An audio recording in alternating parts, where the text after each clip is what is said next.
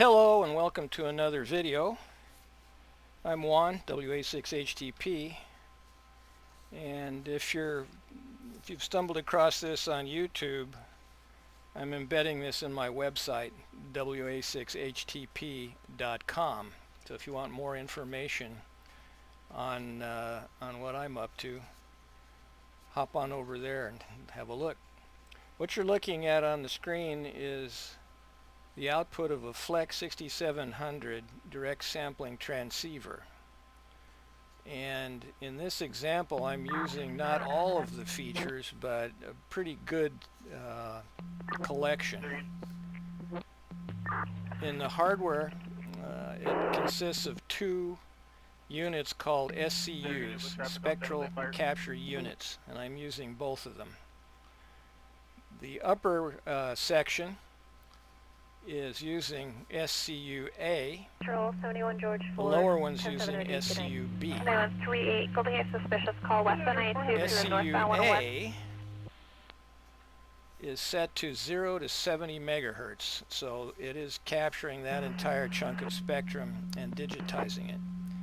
SCU-B on the bottom is capturing 135 to 170 megahertz and digitizing that. There's a strong smell of decomposition.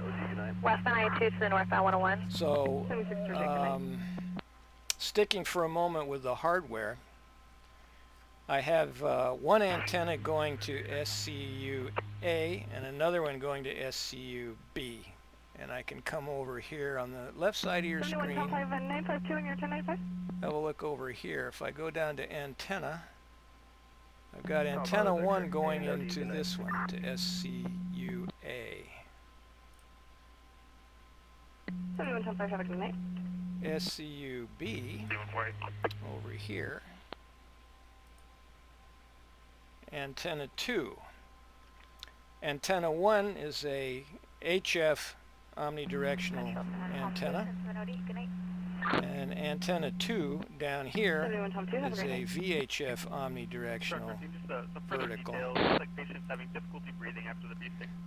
So both of these go through something called an antenna matrix, so I'm allowed to select whatever I want right here using this little graphical user interface. I can put whatever antenna I want onto this part of the spectrum and whatever one I want here. It can both be the same antenna or it can be different. Coming out of the antenna matrix, the RF then, let's start up here, is going through a low-pass filter, because SCU-A is digitizing 0 through 70 megahertz. And the filter it hits is called an anti-aliasing filter, and you can read up about what that is on my website in the slideshows that I have. I try and explain that Nyquist theorem, a little bit about how this thing works. So it goes through a low-pass filter, which is going to filter out everything above 70 megahertz. It then goes straight into an A to D converter, which digitizes that whole chunk of spectrum. So there's a 70 megahertz chunk of spectrum getting digitized and squirted out as a bunch of bits. Direct sampling. The lower one, SCU-B, is using a different filter, which is 135 megahertz to 170, and so it's screening out everything below 135 and everything above 170. It's taking that chunk, which is 35 megahertz wide, and sending that directly over to its A to D. So each one has its own analog to digital converter, and converts the analog RF directly into digits. There are no analog oscillators or mixers. There's no down conversion. There's nothing. Direct to bits, direct sampling, that's the terms that are used. Once we get into the digital domain, the combined total output of these two A to Ds is almost 1 billion bits per second. And they're either a 1 or a 0. That's it. Everything you're seeing on the screen has been manipulated using mathematical functions in the digital domain using only that stream of ones and zeros. It's mind-boggling when you think of it. So in the digital domain now, the stuff we're looking at on the screen, the upper portion, those things are called spectrum display units. Right here is a waveform monitor, and down below is a waterfall. This is spectral display unit A. Here's spectral display unit B. I have a total of 8 of these things I can use. So I've got 6 more I'm not using. If I had a bigger screen, I could put 6 more out there and look at 6 more chunks of spectrum. And right now I'm looking at a fairly narrow band here from what, 41.9 to 42.7. So barely a megahertz wide. All of these spectral display units can go out to 14 megahertz.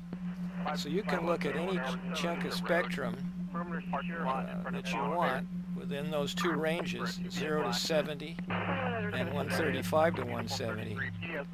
Any portion of either one of those, and you can look at a 14 megahertz chunk.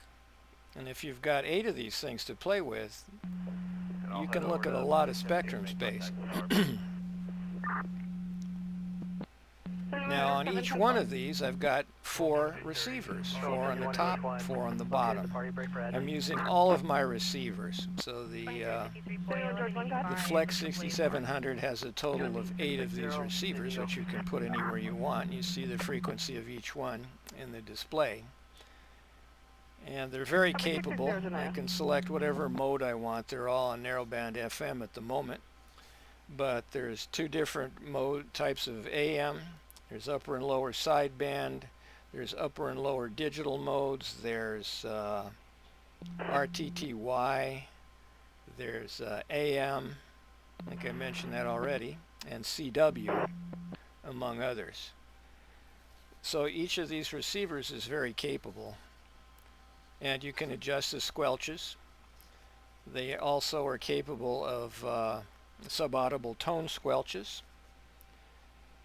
So there's a lot you can do with this thing. And I'll just be quiet for a few minutes and you can listen to the traffic.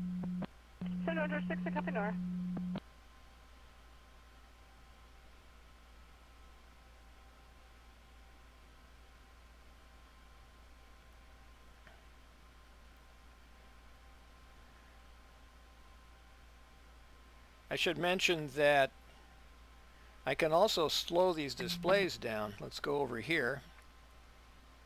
If I come out of live, everything stops. See that? And now let's back up. So let's say I said, whoa, what's this signal right here? Hold on a second. Where'd that go? Let's back up. I'll put that, whoop, I went too far. Let's put that right there. Now I could take this receiver. This is the center of the passband on that receiver, and I could move it over and line it up exactly on top of this little signal. And then just go back to normal and just sit there and wait for it to come back and see what it is. And in fact, that's how I set up these 8 receivers. I just looked at all of this stuff here, one by one. I moved the receiver around and said, okay, what's this? It's digital, forget that one. What's this thing? More digital. What's this? Maybe a taxi company. Not interested. And that's how I found all these. So that's a tour of how this works. I hope you found it interesting, and if you want to know the theory and the background behind it, go to my website and look at my other entries in my slideshow portion under the Flex 6700. So thanks for watching, and I hope you enjoyed this and you're as impressed with this radio as I am.